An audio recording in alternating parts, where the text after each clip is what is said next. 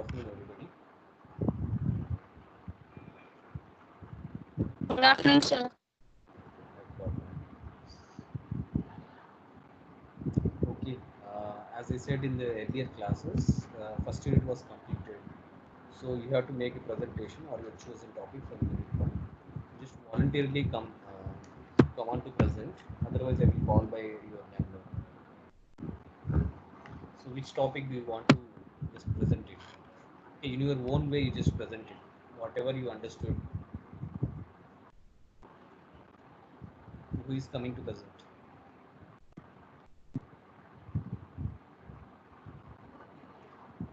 Please come voluntarily.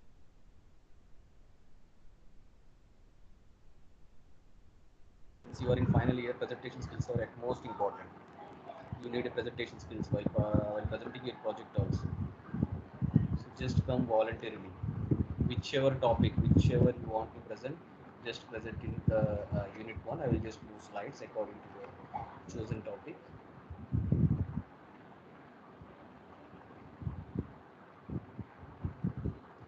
Please just raise your hand.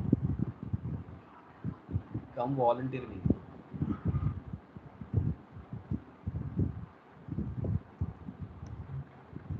Okay, 17-28.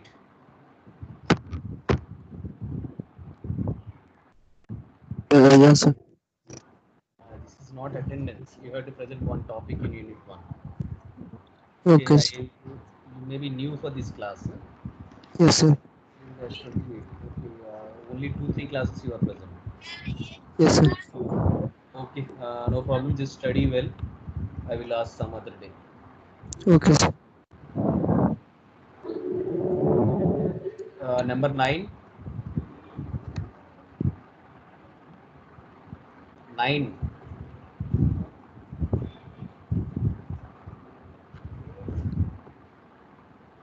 Okay, this is not attendance. You don't have to raise hand. I am asking to present. Unmute yourself.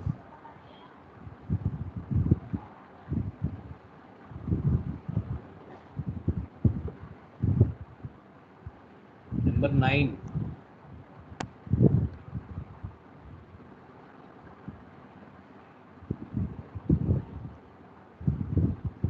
Okay, I think 9 is absent.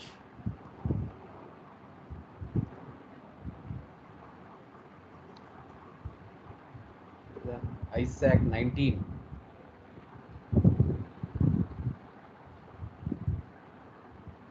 Number 19.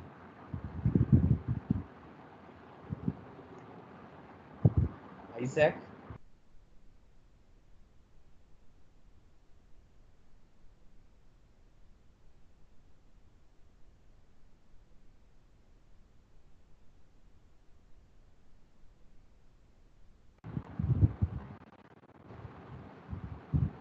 Isaac.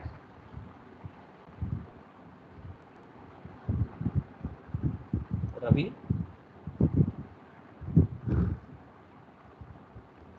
Can anybody confirm that I am audible or not? Yes, sir. You are audible, sir. Yeah, Isaac is not here. He's there in meeting.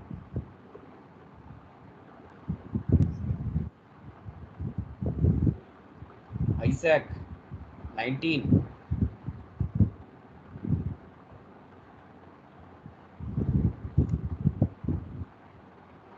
Okay, I may consider him absent. Yeah, Ravi 20. Yes, sir. Yes, Yeah, sir. just present your chosen topic among unit 1 or just move slides. Any topic.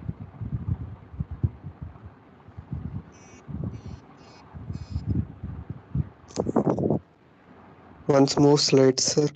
At the Yeah. bottom slides. Yes. Go to the bottom slides. Yes, yes.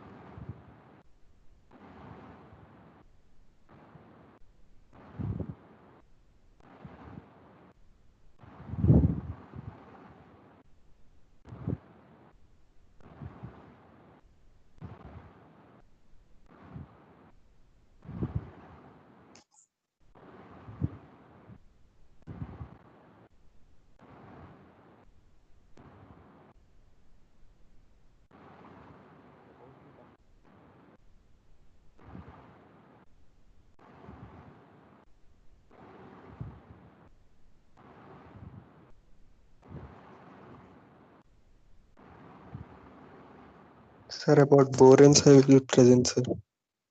Borane's production. Yes, sir. Okay. Just go on. Sir, go to the before slide.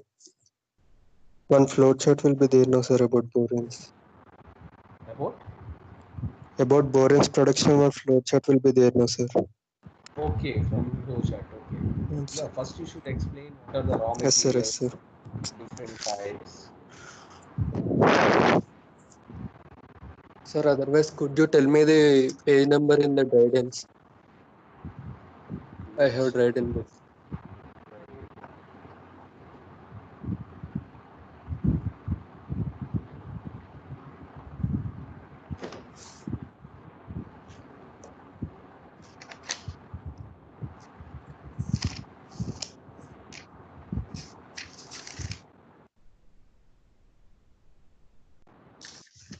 28, 278, sir. 277, yes, from Yes, sir. 277. Yes, sir.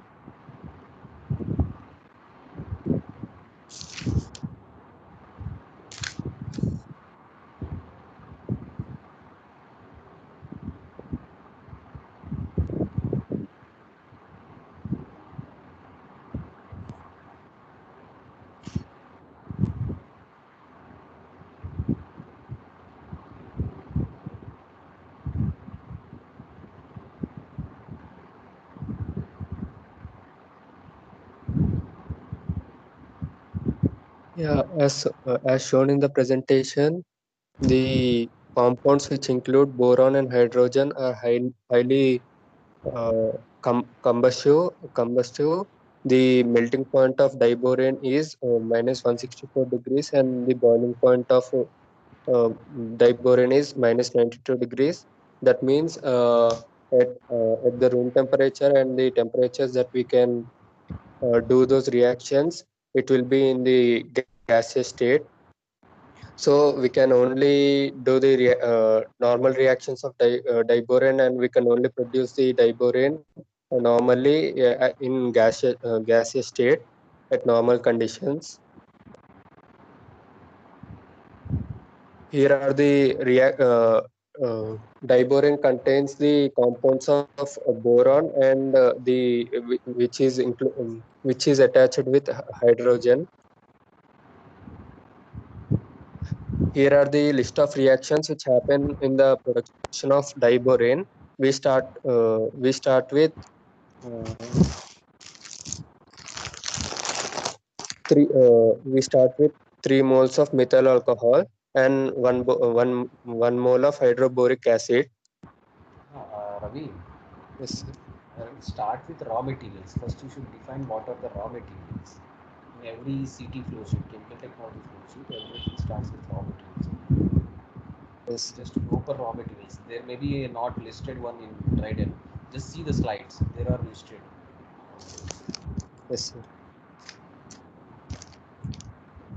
The raw materials required for the concept is production of boranes. Here there are we'll produce 3 types of boranes. One is diborane, second is pentaborane, and third one is decaborane. As the name suggests, diborane means it contains 2 borons, and pentaborane means it contains 5 borons, and decaborane means it contains 10 borons. And now the raw materials required for the production of these three are methanol, boric acid, sodium metal, hydrogen, bor- boron trifluoride or trichloride, glycol ether, mineral oil, etc. The uses of boron and hydrogen compounds in daily usage are rocket fuel in supersonic aeroplanes, catalyst in polymerization reaction, reducing agents in organic materials, vulcanization agents for natural and synthetic rubber used in coatings.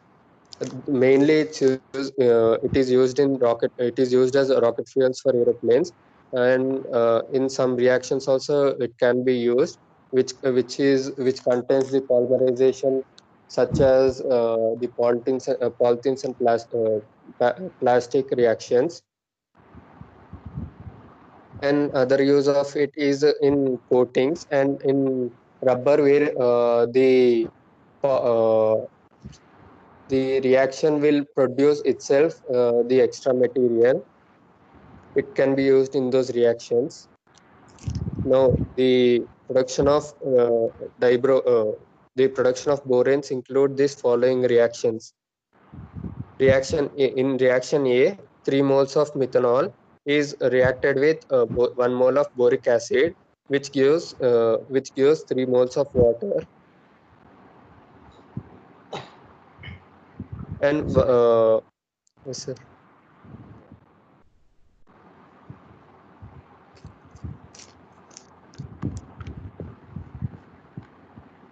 Yeah, this is flow sheet. Now the first reaction, the two reactants, methanol and boric acid, will go into the methyl borate reaction. Start from here. Yes, sir.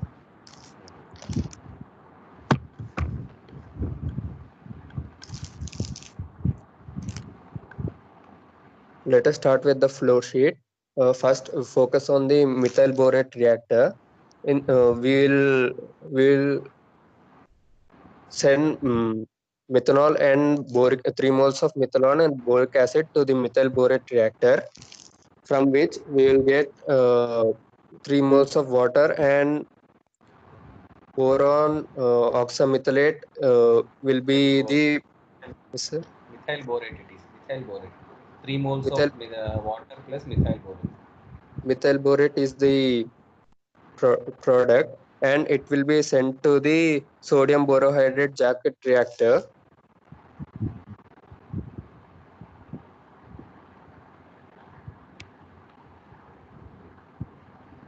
where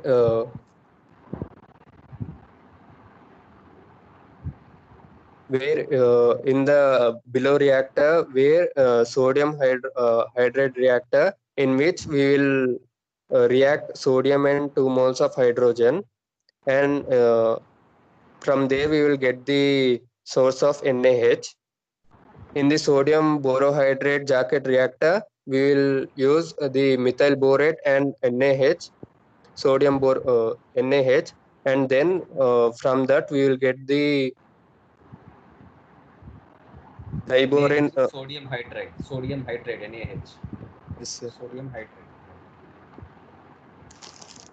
from there, we will get a product of sodium borohydroxide NaBH4 and 6 moles of sodium and 3 moles of methyl alcohol, which are sent to the recycle methanol method, where it was again sent to methyl borate reactor. The sodium borohydroxide which was produced was sent to diborane reactor, in which we will add the glycol ether to the sodium borohydroxide, and then the product will be diborane, and 3 moles of sodium reacted with any fluoride, or fluorine group elements. The diborane which was produced in the diborane reactor is sent into pentaborane reactor, where it is reacted with X moles of H2, and produces Y moles of pentaborane and Y moles of B5H9 and Z moles of B5H11. From this pentaborane reactor, the products which are not converted are recycled and sent back to the stream, from where the diborane is going into pentaborane.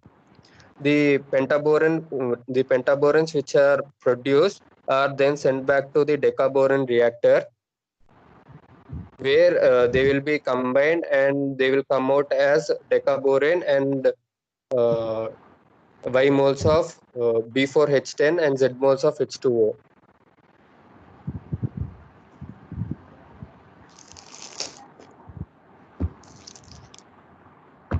The major engineering problems in this reaction is toxic control.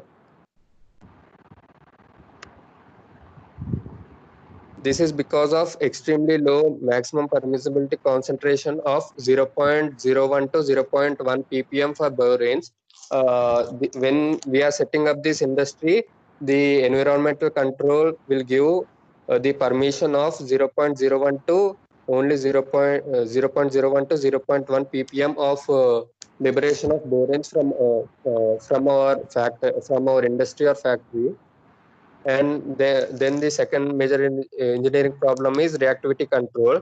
When borane is exposed to water or air, uh, moisture, then it is explosive, and we need to take care of this design and operation. In which case, it is highly.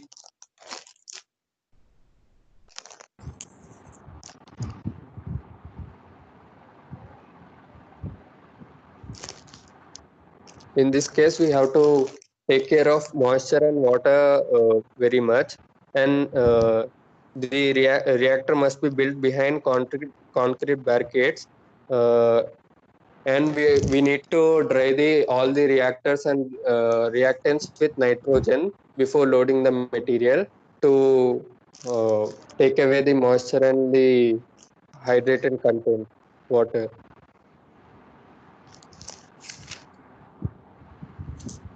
Yes, sir.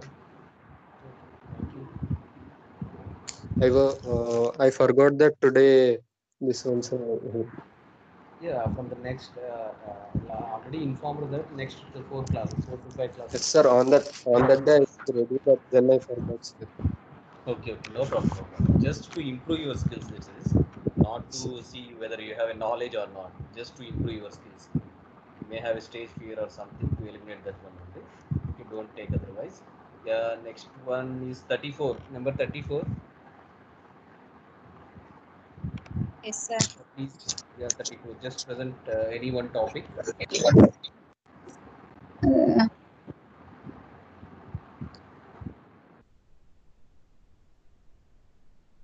Just moving slides.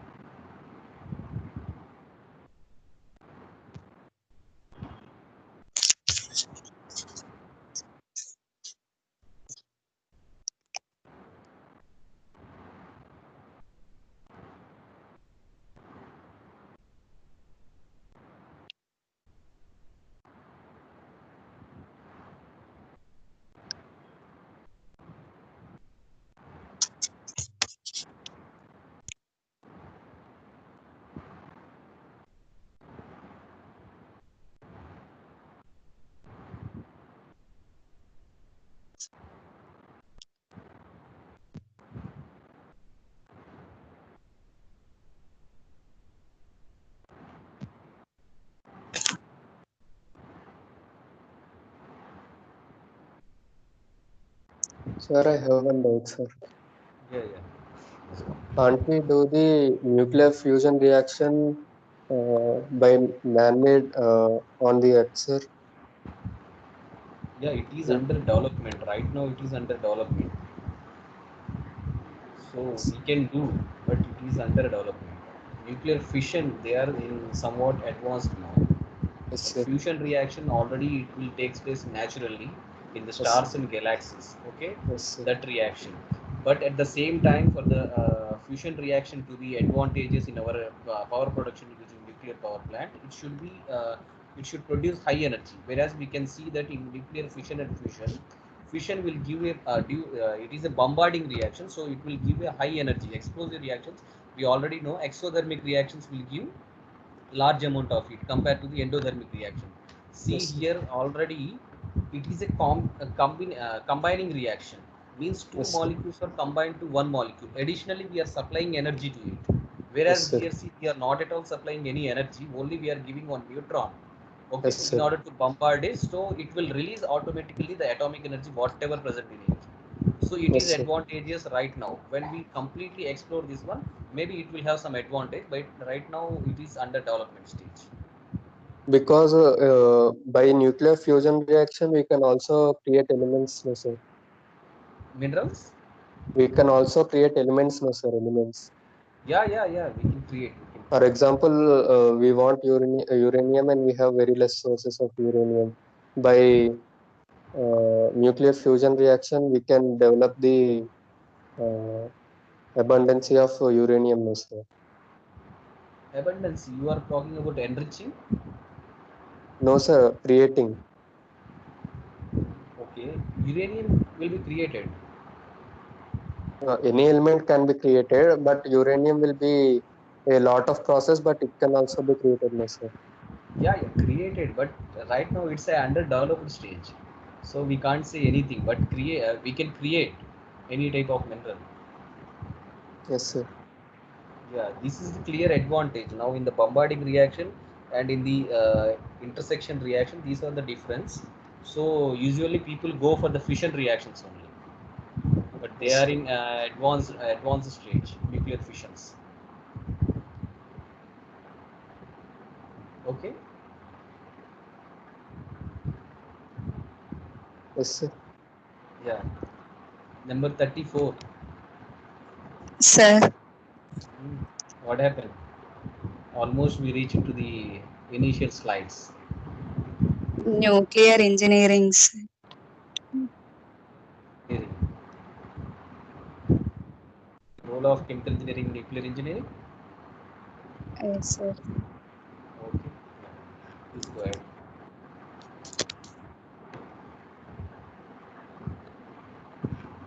It is also important question. They are asked. This question also asked many times in your old question papers. Just present. This is the last presentation. I will just move on to the second unit, and then just I will give you the old question papers. Some of the old question papers. Yeah, 34. Please go on. Sir నేను ఏం prepare అవ్వలేదు sir. Okay. Then next number I will call. Okay. For the next class I will ask you. Okay. Okay sir. 34. Okay sir. Yeah. Okay. Then 49. 49. Number 49. Okay. Number 19. Isaac.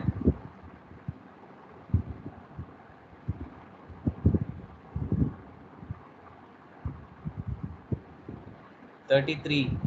Number 33.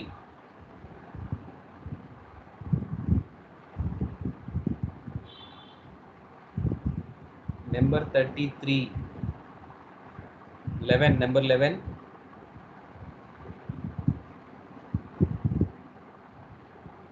Number 11.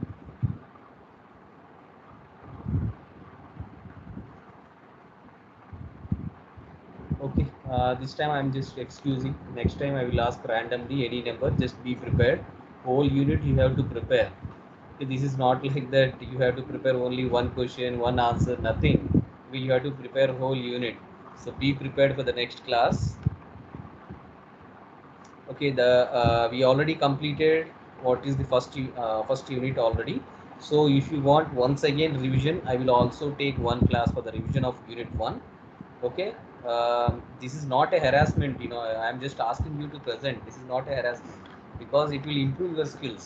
Since you are already in a final year, from now onwards you need presentation skills very much. Public speaking, all these are very required skills nowadays. Nobody is just in the industry, nobody is appointing the BSc candidate or a degree candidate or a BTech candidate as a labor, casual labor. Okay, they already look you as a high skilled what we call high skilled labor, you can say. Okay, high skilled labor means he will possess some of the skills which are required by the industry. The hard skill which are required by the industry is the public speaking. Okay, public gathering. In order to speak, you have to speak in front of many people, in front of your manager. Okay, this is the important skill. Presentations, everything, making PPTs, everything is the you need to be handy with these skills. Otherwise you cannot get through. Okay, whether you may have a goal only to obtain a 10,000 salary job, overall package, that's it. Okay, from when industry is offering you as a 10,000 pay per a month also, they will expect lot of things from you until unless you got some government job. Okay, that too in some central government job. Okay, in the state government jobs also they will ask many things. They are paying even 1 rupee You have to show for that 1 rupee also. Everything will be accountable. So these skills needs to you have to adopt. Otherwise, it is very difficult. Okay, if you want a revision of unit 1, just ask me anytime. Okay, we will conduct one more class, and now I will continue with the unit 2. Okay,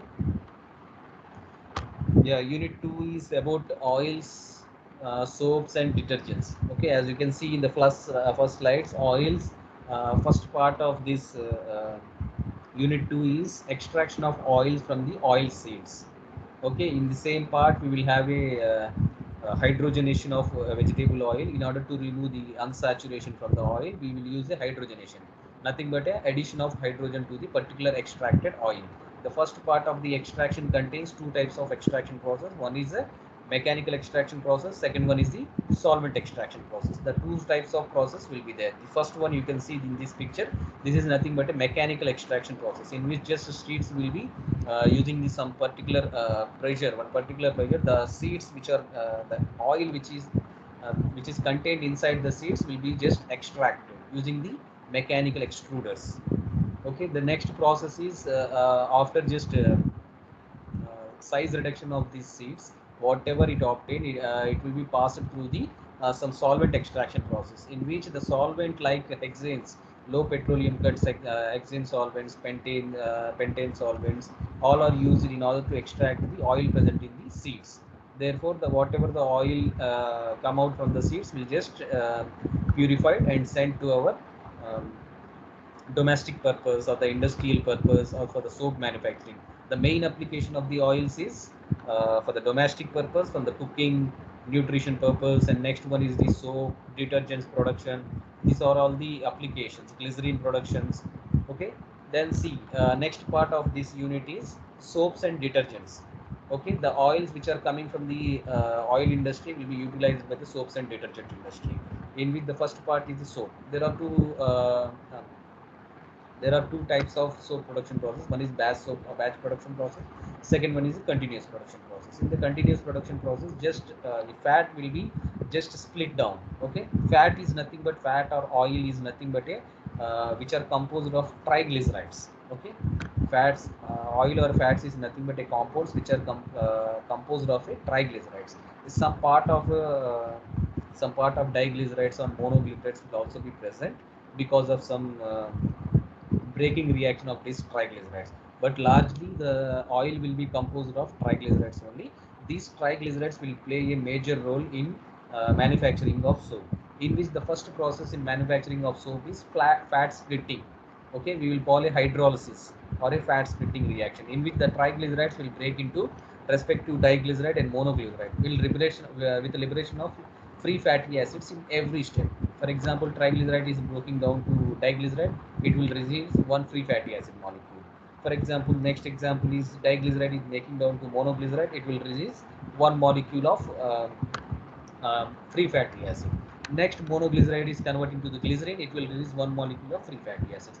Therefore, all these free fatty acids will be saponified with an alkali like sodium or potassium alkali. So this is nothing but a soap manufacturing. So first step in the soap manufacturing is the hydrolysis reaction. Next step is the saponification reaction. Okay, then detergents. There are many detergents are there, like what we call sulfonated fatty acids, sulfated compounds, sulfonates, alkyl aryl benzene compounds.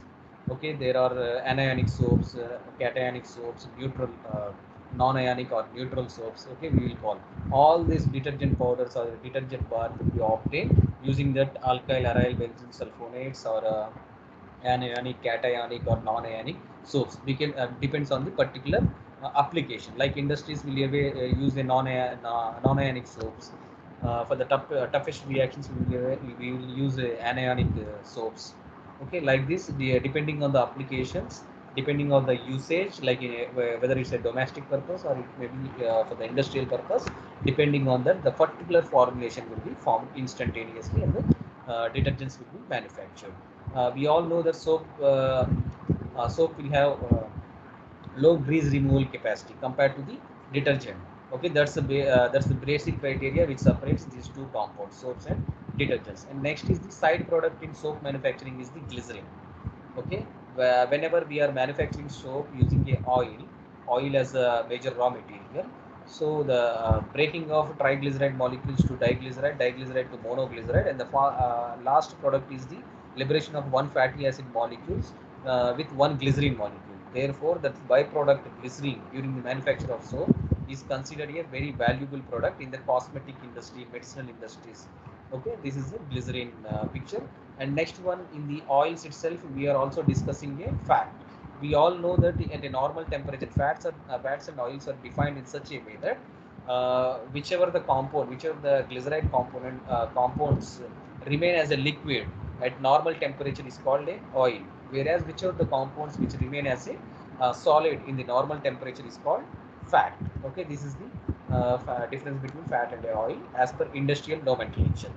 Okay, this is the overall picture how we extract the oil from the seeds. Seeds will be sent to the extruders, and therefore after purifying we will get a refined oil. So part A, as now discussed, part A will contains oil soaps. Oil soaps detergents. This is a definition. Okay, the major part will be our concentration will be on the fats and oils. So consumption pattern.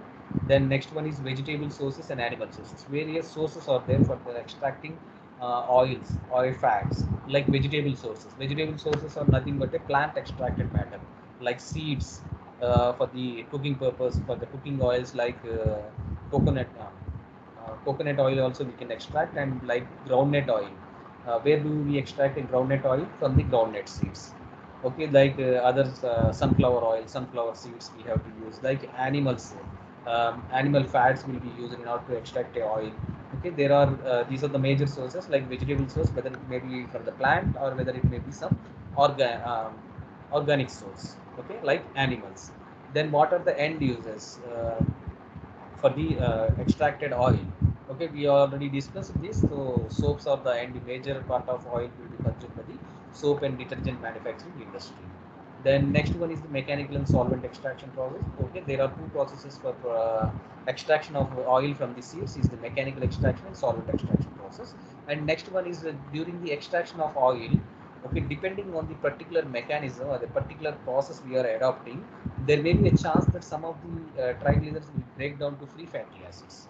Okay, during that process, during that process, lot of unsaturation will be observed. We all know that what is unsaturation. Unsaturation is nothing but a presence of double bond. Okay, when we remove the double bond, the melting point, the, the compound, the triglyceride will be called as a saturated compound. Obviously, when saturated compound, we convert the unsaturated to saturated compound, uh, its shelf life, its usable life, its storage life will be increased. In order to increase the shelf life of a particular oil, we will use a hydrogenation. So it is nothing but a addition of hydrogen. Then raw materials required for the hydrogenation of oil. Okay, hydrogen is required, and oil is required. The major components, other alkali compounds are also required. We will discuss in detail. Then requirements, process description, and major engineering problem. This is the part A of your oil industry. Then we will discuss in part A oil industry, and part B we will discuss in soaps and detergent manufacturing industry. Okay, the first one is the oils and fats. We already defined what are the oils. uh, Oil is nothing but any compound like a crude oil, okay, like petroleum oil, like engine oil, lubricating oil, like a microbial oil, like cooking oil, ghee, everything which is hydrophobic is called oil. Okay, which also has a lipophilic property. Nothing but a lipophilic means which can mingle with other type of oils. Okay, the two types of oils can be added with each other, miscible with each other, is known as a lipophilic property. So oil is a substance that is in a viscous liquid state or a oily state at ambient temperature or slightly warmer, and is both hydrophobic, immiscible with water. It should have a characteristics of hydrophobic nature, which is immiscible with water content, and lipophilic, miscible, meaning miscible with other type of oils. Then oil is a non-polar substance. We know that oil is a non-polar substance, because of that it can't mingle with the water. The word oil is used for any substance that do not mix with water and has a greasy feel. Somewhat we will feel a greasy feel when we just touch a oil. Okay, that greasy feeling will not be appear when we touch water. Okay, that's why water is used for washing purpose. So such as petroleum or a crude oil and a heating oil, regardless of their chemical structure. Any type of these among these components which are shown in the pictures is called as a oil, irrespective of their chemical structure, whether it is used for cooking, whether it is used for some energy purpose, whether it is used for some other major purpose. We don't mean oil is just oil, whether it may be any type of oil. Then examples of oils are plant origins. Plant origin oils are classified into further two types, whether it may be edible or non-edible. Edible oils like coconut oil, sunflower oils, whereas many types of oils are there. Okay, in the edible, whichever we are using, palm oil is also an edible oil, whereas non-edible oils from the plant sources of the which are extracted from the linseeds and castor seeds. Okay, these oils are not edible. They are used for non-edible purpose, like other purposes. And then the next sources of these oils are animal and microbial origin. Okay, these are also classified into edible and non-edible oil, like fish oils. Okay, for the supply of omega-3 fatty acid, which is very essential oil for our body, for our human body. So nowadays it is coming in a capsule type. It will present in a greenish capsule type. So in order to have a omega-3 fatty acid, we are consuming animal sources or microbial sources, inedible sources. And various non-edible oils like chicken fat or some beef fat will be used in order to extract a oil. Nowadays this beef fat, chicken fat, whatever the oil which are extracting from these fats are used for the biofuel production purposes. Okay, these are the recent uses. Then next one is the petrochemicals oils. Okay, as I said, crude oil, whether it may be lubricating oil, whether it may be any engine oil, is also called as a oils. Okay, then volatile essential oils. Okay, essential oils, that didn't mean that our body required them very much. Okay, they are just essential oils which are used in cosmetic industries, medicinal, which will have some medicinal properties. Okay, these are the examples of oils. Then next one is the edible oil. We already discussed there are two types of oils. One is edible and non-edible oil. Whatever it may be the origin, it may be from plant origin or it may be animal origin. Okay, edible oils are nothing but which are used for cooking purpose.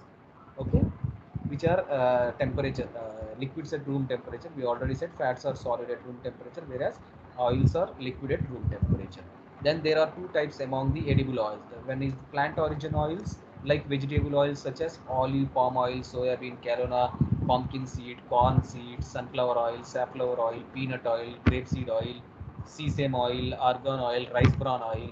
Okay, whatever the source, these are all comes under the plant origin oil sources. And next one is animal or microbial origins, like fish oil. I already said you fish oil. This is the capsules. Okay, capsules nowadays we are just consuming. Many people are consuming because of our body requires omega-3 fatty acids. Okay, in order to have a less inhesive effect. Okay, less inhesive effect of the free radicals which are produced in our body. So in order to suppress those, we need very much essentially these omega-3 fatty acids. Nowadays people are consuming as a fish oil as a source of omega-3 fatty acids. So fish oil or microbial oils are the sources of animal sources for the edible sources. You can see the seeds which are used to extract a oil, like peanut seeds for peanut oil, soybean seeds for soybean oil, then rapeseed oil for rape seeds for the rapeseed oil. Then walnuts are also used, but they are very costly. So these are very limited for various other medicinal purposes. So walnut oil we can extract, sesame oil, then cotton seeds for the cotton seed oil, cocoa beans, almond, palm fruit. Almond oils are used for cosmetic purposes majorly. Palm oil, particularly, we are using for human consumption and nutrition purpose. And olive oils are also very costly, but we are using in our cooking also. Then flax seeds for the flax oil. Then moringa seeds are also there. Okay, these finds a very limited application in our day-to-day life cooking as edible sources. But whereas this peanut oil, palm oil, groundnut oil, these are all we are daily consuming them. Sunflower oil. Okay, so next one is the non-edible oils. Okay, among them also there are two types of origins. One is the plant origin and next one is the animal origin. So among the plant origins, here you can see these are all the plant origin sources. Okay, these are the plants. Okay, we can see these plants in our roadsides. Okay, many roadside plants are there that like karanja oil. Okay, you might have noticed this type of seeds in the roadside. Okay, there are many types of seeds out there. Among them also, from them also we can able to extract the oils. Okay, these are usually not used for cooking purposes, so they are called a non-edible oils. Those oils which cannot be used for the cooking purpose or for the consumption purpose are classified as a non-edible oil. So first one among those examples of the mahua oil. The tree will look like this. Then the seed, after drying all this one, so we will obtain this type of seeds. So from these seeds we will just extract oil. And next one is the karanja oil. Okay, these karanja seeds. These plants are usually in many roadsides. We will find these plants among all the roadsides plantations. So the seed will look like this one after drying. So from this also we will extract oil. The next one is polanga oil. These are also a non-edible seed. After drying, it will look like this one. From the inside, whatever the kernel will be there, this will be separated. The outer shell, the inside will be the oil-rich content. So we will extract the oil from them. The next one is the neem oil. We already know the neem oil. During the summers, we will have these neem seeds. So after drying, it will look like this. Neem oil has many antimicrobial properties. Okay, those are very much used in cosmetic purposes for the human antimicrobial activities which are going in the human body for the skin repellents. Whatever the insects are there, insect repellents also, this neem oil is used. Then rubber seed oil. Okay, rubber seeds are there. It will looks like this one. The plant will look like this one, and whereas the dried seed will look like this. From this also we will extract the oil. And the next one is a jethropa oil. Okay, nowadays jethropa oil and karanja oil are particularly used for the biodiesel production. Okay, Indian Railways will have an ambitious plan to just plant the jethropa seeds along the railway tracks. Along with our a lot of land is available in our railway tracks. So Indian Railways are have just planned to plant these jethropa seeds in order to get a biofuel from the plant. So the after drying the plant, this fruit will looks like this. From these seeds, we will extract oil. Okay, these are about edible and non-edible sources of oil. And the next important source is essential oils. Okay, it is out of your context because they are according to your syllabus only non-edible and edible oils. In among them, the particularly there are edible oils are there. But I have seen old question papers. There is one question also containing essential oil. Okay, in the short form, short question. So I have just prepared this one. Just to go through this one. So essential oils are nothing but which are pleasantly odoriferous. Okay, these are popularly used for cosmetics, perfume, soaps, and medicinal purposes. Okay, these are the essential oils. It doesn't mean that our body is required these oils very much essentially. Okay, they are required for the medicinal purposes, other cosmetic purposes.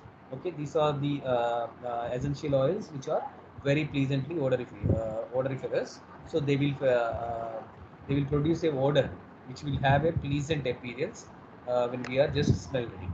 Then examples of this type of essential oils are lemon oil. You can see this is the picture for the lemon oil. For the lemons itself, we can extract the oils. And next one is cinnamon oil.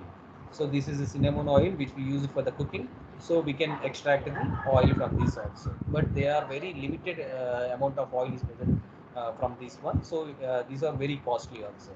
Then next one is lemongrass oil. From the lemongrass itself, we can produce the oil. You can see from this picture. And next one is clary sage oil. Whatever the sage plant will be there, which are appearing as a normal plant in our fields. This is the sage plant. Okay, this sage plant, from the sage plant also we can extract a oil. Okay, then lavender oil. You can see this is the lavender plant. From this lavender we can extract a lavender oil. Then tea tree oil. Okay, we know we are using a tea for our cooking purpose in our kitchens. So from this tree also we can extract a oil, which is called a tea tree oil. Then eucalyptus oil. You know that eucalyptus very much. From this also we can extract it. From the seeds also we can extract a eucalyptus oil. Okay, these have a many medicinal properties. Then next one is a rosemary oil. Okay, you can see this rosemary will be there. From this rosemary also we can extract the oil from this picture, as you can see. The next one is sweet orange oil. Okay, from the oranges also we can extract the oil, but in a very limited quantity. The next one is a very popular peppermint oil, which has a very medicinal properties. So we will use a peppermint oil. It is also very costly oils. Among these, all are the very costly oils. The next one about the fats. Okay, fats we already said, as per the industrial terminology, fats are nothing but a solid, which are the compounds which are solids at normal temperature, whereas uh, uh, the compounds which are in a liquid form at normal temperature is called oil.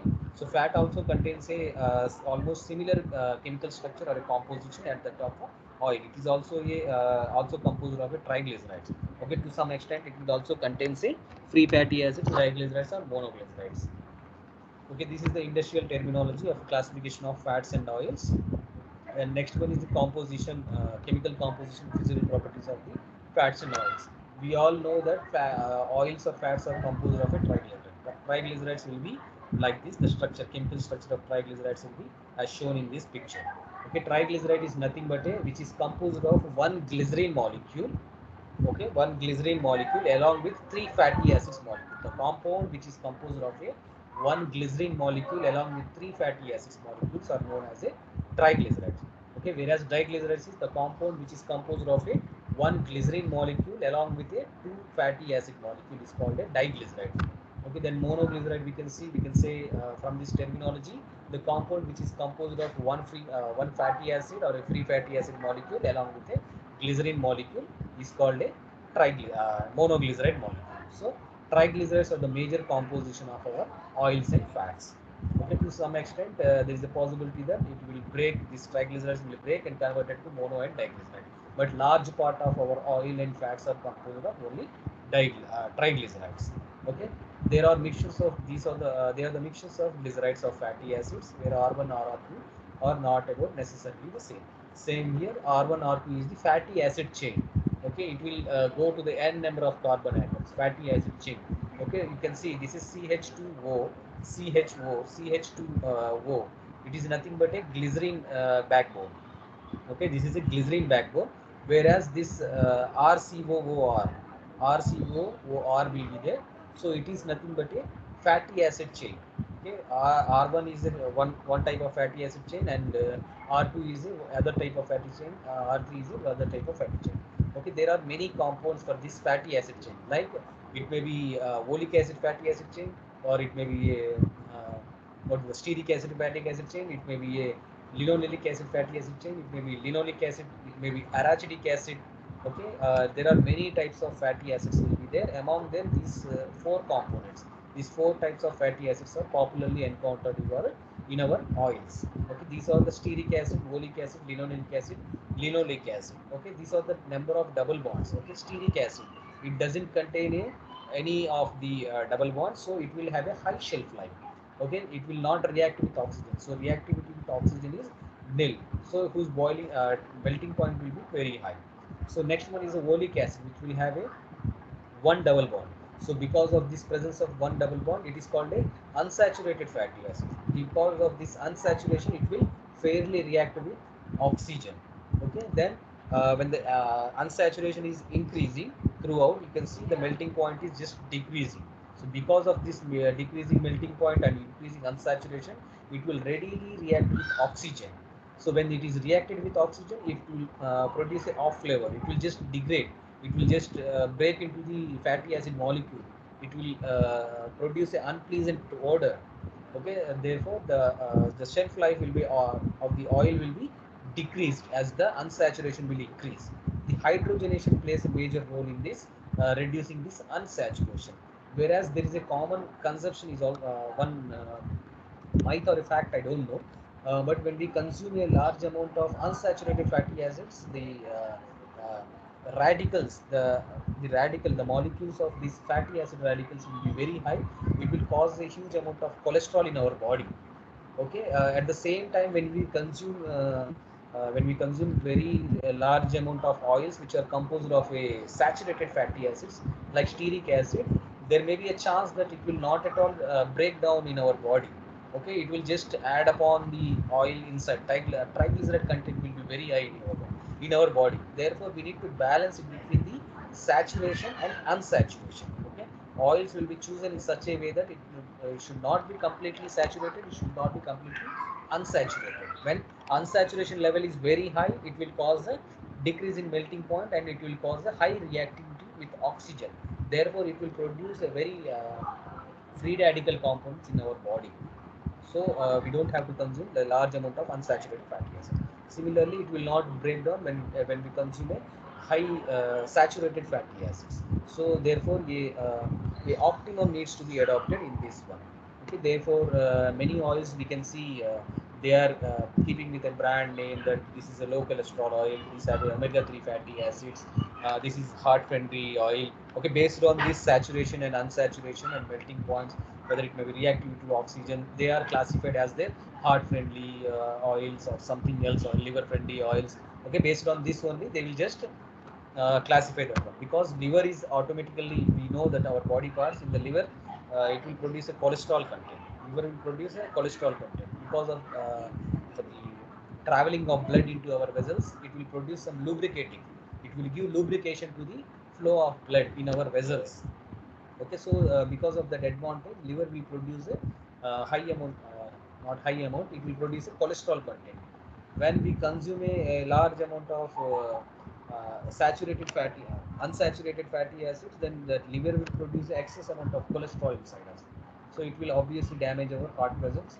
So because of the, due to this, based on this number of double bonds, which is nothing but a number of unsaturation. Okay, based on this only the oils are classified into heart friendly, maybe not a heart friendly, either liver friendly, or maybe not a liver friendly. So okay, based on this only they use it to classify. Okay, number of double bonds, which is the indication of degree of unsaturation, as I said, which is the indication of unsaturation in a fatty acid radical, controls the melting point and chemical reactivity. That's the same thing which I explained just now. Then the ability to react with oxygen enhances the use of unsaturated fatty acids as film forming agent. So unsaturated fatty acids, see, they are easily reactive with oxygen. So when we just use these oils in our paints and varnishes, we are required these oils to be these paints should be remain in a liquid phase before the application. After application, our main criteria is this paints to be stick to the wall, the respective wall. Okay, then they should have some drying condition. They should have some drying time whenever we adopt these unsaturated fatty acids. So it will form some film on the film, nothing but a paint which is just put on our walls.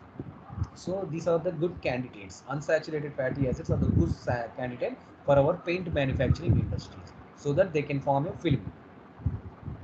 Okay, I think next class time over. Okay, in the next class we will just continue. Okay, next class just be present.